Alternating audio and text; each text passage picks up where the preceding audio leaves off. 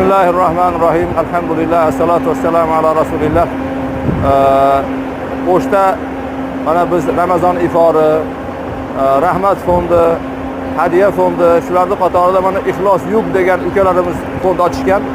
Rustamjon degan ukamiz, ular ham ish boshlabdilar. Barcha ana shunaqangi ehson qilib kam ta'minlangan oilalar, yetimlarni boshini silayotgan shu barcha fonddagi ishlayotgan ukalarimizni ishlariga Alloh taolo rivojkor bersin.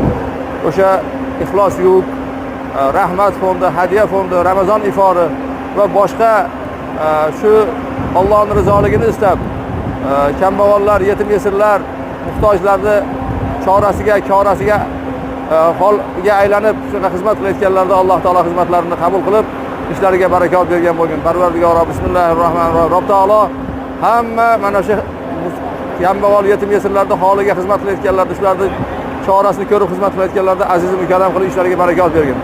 Payg'ambar sollallohu alayhi vasallam o'zining hadisi muboraklarida marhamat qiladilarki, yetimni boshini silagan kishi jannatda men bilan mana shunday turadi deb ikkita barmoqlarni ko'rsatganlar.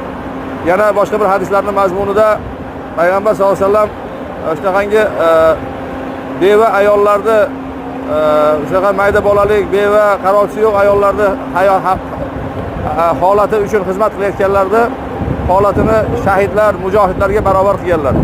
Inshaalloh dunyoda ham, oxiratda ham azizlik topishadi. Alloh qabul qilsin amallarini. Assalomu alaykum va rahmatulloh.